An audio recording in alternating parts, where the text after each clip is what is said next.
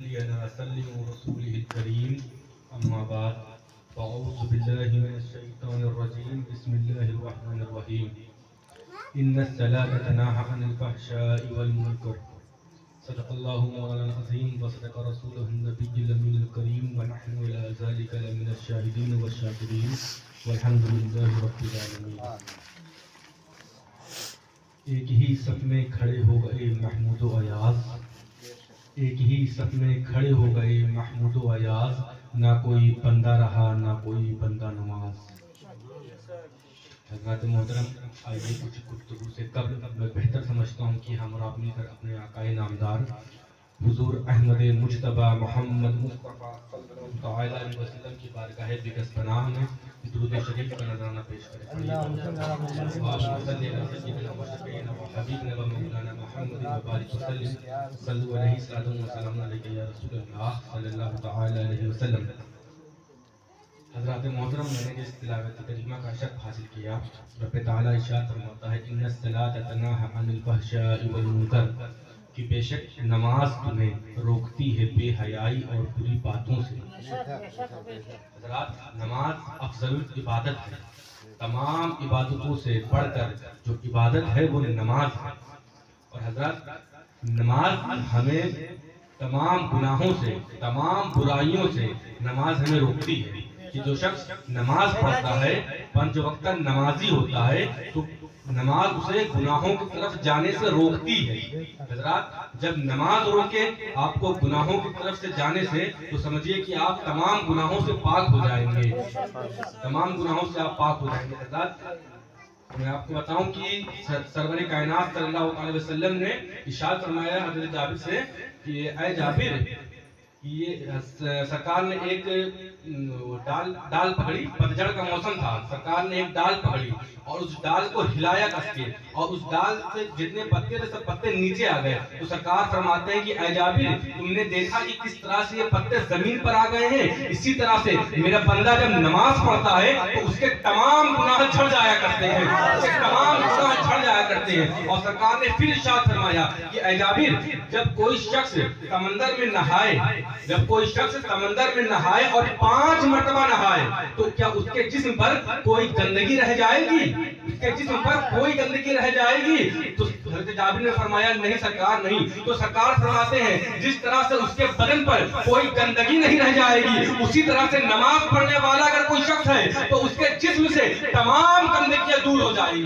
حضرات، تو ہمیں 5 وقت نمازی بننا چاہیے، ہمیں نماز کا پابند بننا چاہیے، کیونکہ ہمیں معلوم ہے کہ نماز پڑھنے سے گناہ جھڑ جایا کرتے ہیں، اور نماز ہمیں گناہوں سے روکتی بھی ہے، اور نماز افضل العبادت بھی ہے. نماز ہمیں تمام برائیوں سے روکتی ہے اور نماز افضل العبادت بھی ہے. حضرات، نماز کی 5 وقتہ ہمیں پڑھنے کی توفیق اللہ رب العزت عطا فرمائے. تو حضرات، ہمیں چاہیے کہ ہم خود بھی نماز پڑھیں اور دوسروں کو بھی نماز پڑھنے کی دعوت دیں.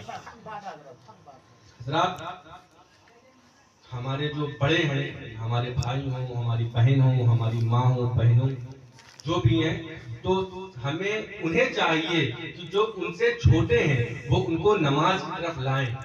میں آپ کو بتاؤں، حضرت فرید الدین گنج شکر، آپ ابتدائی دور میں جب تھے تو آپ کی والدہ نے آپ کو تربیت دینا شروع کی. تو عام طور سے جب بچہ چھوٹا ہوتا ہے تو اس کو مٹھائی وغیرہ کی تھوڑا سا ہوتا ہے. تو آپ نے فرمایا کہ بیٹا نماز پڑھو، اللہ تمہیں شکر دے گا. اب اس زمانے میں تو ٹافی وغیرہ ہوا نہیں کرتی تھی، تو آپ نے فرمایا کہ بیٹا نماز پڑھو، اللہ تمہیں شکر دے گا. تو حضرت فرید الدین گنج نے کہا کہ ٹھیک ہے امی جان، میں نماز پڑھتا ہوں. آپ نے مصلی بچھایا، نماز کے لیے کھڑے ہوئے، آپ نے نماز پڑھنا جب شروع کی تو آپ کی والدہ نے چپکے سے ایک پڑیا، شکر کی ایک پڑیا بنائی اور مصلی کے نیچے ڈال دیا. آپ نماز سے جب فارغ ہوئے تو آپ نے کہا امی جان شکر کہاں ہے؟ تو آپ نے کہا بیٹا مصلی تو ہٹاؤ. آپ نے جب مصلی ہٹایا تو دیکھا کہ نیچے شکر کی ایک پڑیا رکھی ہوئی تھی. آپ کا یہ معمول بن گیا کہ آپ نماز کے وقتوں کے لیے انتظار کیا کرتے تھے کہ کب فجر ہو، کب ظہر، کب عصر، کب مغرب، کب عشاء. آپ جیسے ہی وقت ہوتا مصلی بچھاتے اور نماز کے لیے کھڑے ہو جایا کرتے. اور آپ کی امی جان مصلی کے نیچے شکر کی پڑیا بنا کر رکھ دیا کرتی تھی، جس کو آپ پا کے بہت خوش ہو جایا کرتے تھے. ایک بار آپ کے مکتب سے واپس آنے کا وقت ہوا اور آپ کی امی جان کسی ضرورت سے گھر سے باہر گئی ہوئی تھی. بابا فرید نے دیکھا کہ نماز کا وقت ہو گیا ہے. آپ نے مصلی بچھایا اور نماز پڑھنا شروع کر دیا. ادھر امی جان کو خیال آتا ہے کہ میرا بیٹا فرید نماز کو کھڑا ہو چکا ہوگا اور میں تو گھر پر نہیں ہوں، تو اب جب میں نہیں ہوں تو نیچے پڑیا کون رکھے گی. ان کی والدہ کو جیسے یہ خیال آتا ہے کہ میں تو باہر ہوں، بیٹا نماز پڑھ رہا ہوگا. آپ فوراً گھر کی طرف رجوع کرتی ہیں. آپ دوڑتے ہوئے گھر کو جاتی ہیں اور جب راستے میں آپ کو یہ خیال آتا ہے کہ اب میں نہیں پہنچ سکتی، تو آپ راستے میں رب تعالیٰ کی بارگاہ میں دعاؤں کے لیے اپنے ہاتھ اٹھا دیتی ہیں کہ اے رب العزت، میرا کام تھا فرید کو تیرے پاس لانا، اب تیرا کام ہے فرید کو اپنے پاس رکھنا.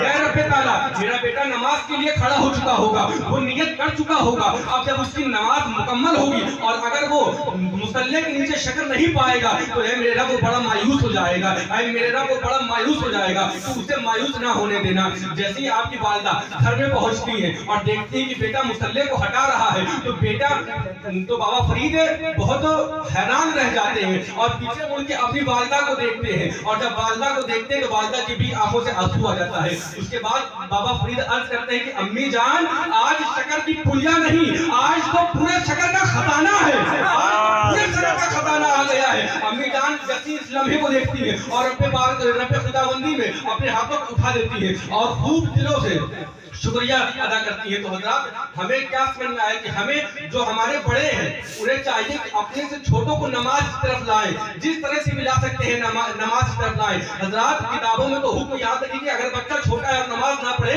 تو جب وہ 7 سال سے زیادہ کو ہے تو اسے مار کر نماز پڑھائیں. حضرات، ہمیں کوشش کرنی چاہیے ہمارا بچہ آئے گا مائل ہوگا نماز کی طرف تو حضرات نماز پڑھیں اور اپنے بچوں کو بھی حکم دیں نماز پڑھنے کا. کثرت سے نماز پڑھیں کیونکہ نماز افضل العبادت ہے.